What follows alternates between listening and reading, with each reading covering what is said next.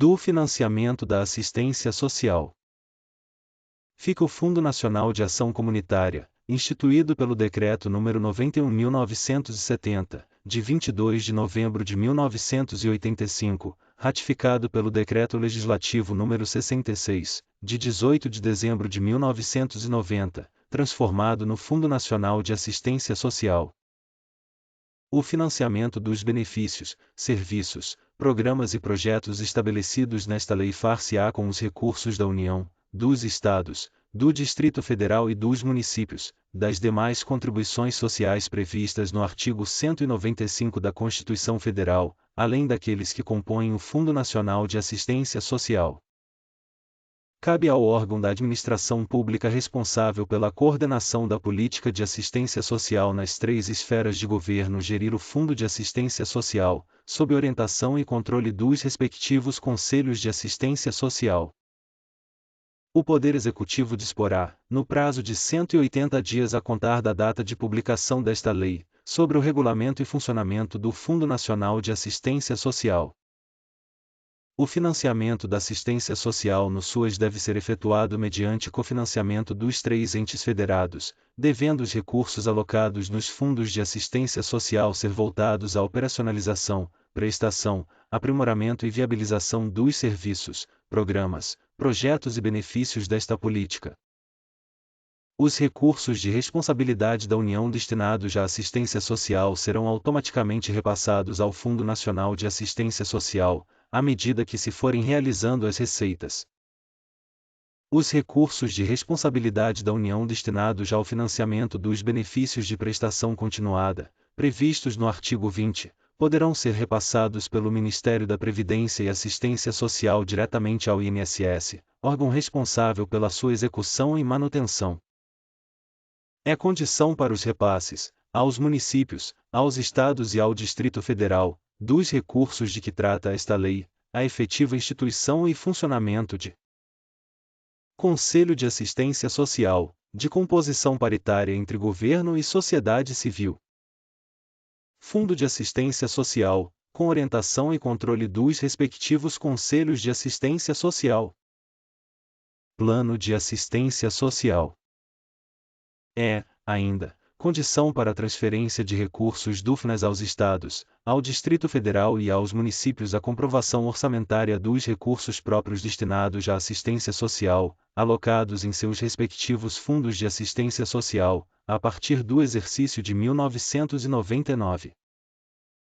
O cofinanciamento dos serviços, programas, projetos e benefícios eventuais, no que couber, e o aprimoramento da gestão da política de assistência social no SUAS se efetuam por meio de transferências automáticas entre os fundos de assistência social e mediante alocação de recursos próprios nesses fundos nas 3 esferas de governo.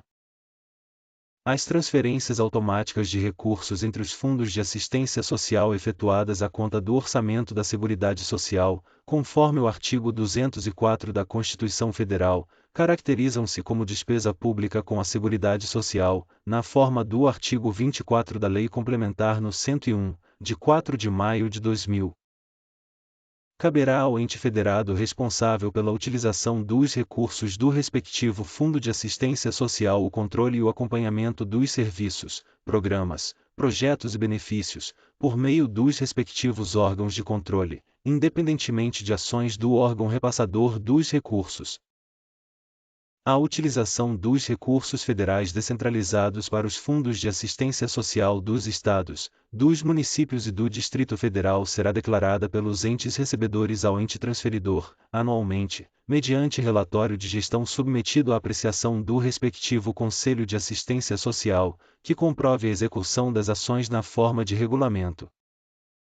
Os entes transferidores poderão requisitar informações referentes à aplicação dos recursos oriundos do seu Fundo de Assistência Social, para fins de análise e acompanhamento de sua boa e regular utilização. Das disposições gerais e transitórias. Cabe ao Ministério Público zelar pelo efetivo respeito aos direitos estabelecidos nesta lei.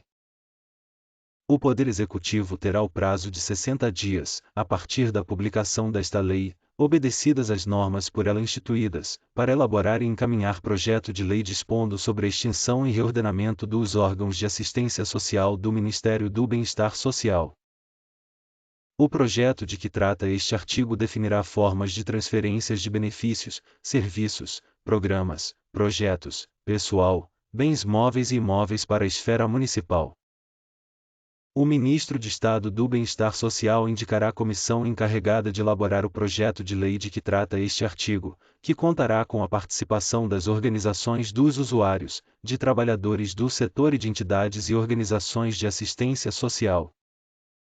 Decorrido o prazo de 120 dias da promulgação desta lei, fica extinto o Conselho Nacional de Serviço Social, revogando-se, em consequência, os Decretos-Lei nº S. 525, de 1º de julho de 1938, e 657, de 22 de julho de 1943. O Poder Executivo tomará as providências necessárias para a instalação do Conselho Nacional de Assistência Social e a transferência das atividades que passarão à sua competência dentro do prazo estabelecido no caput, de forma a assegurar não haja solução de continuidade. O acervo do órgão de que trata o caput será transferido, no prazo de 60 dias, para o Conselho Nacional de Assistência Social, que promoverá, mediante critérios e prazos a serem fixados, a revisão dos processos de registro e certificado de entidade de fins filantrópicos das entidades e organização de assistência social, observado o disposto no artigo 3º desta lei. A União continuará exercendo papel supletivo nas ações de assistência social, por ela atualmente executadas diretamente no âmbito dos estados, dos municípios e do Distrito Federal, visando a implementação do disposto nesta lei, por prazo máximo de 12 meses, contados a partir da data da publicação desta lei.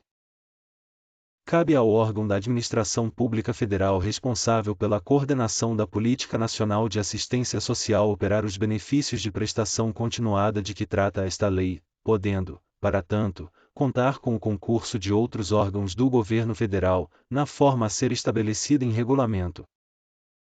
O regulamento de que trata o caput definirá as formas de comprovação do direito ao benefício, as condições de sua suspensão, os procedimentos em casos de curatela e tutela e o órgão de credenciamento, de pagamento e de fiscalização, dentre outros aspectos. As entidades e organizações de assistência social que incorrerem em irregularidades na aplicação dos recursos que lhes foram repassados pelos poderes públicos terão a sua vinculação ao SUAS cancelada, sem prejuízo de responsabilidade civil e penal. O benefício de prestação continuada será devido após o cumprimento, pelo requerente, de todos os requisitos legais e regulamentares exigidos para sua concessão, inclusive a apresentação da documentação necessária, devendo seu pagamento ser efetuado em até 45 dias após cumpridas as exigências de que trata este artigo. No caso de o primeiro pagamento ser feito após o prazo previsto no caput, aplicar-se-á na sua atualização o mesmo critério adotado pelo INSS na atualização do primeiro pagamento de benefício previdenciário em atraso.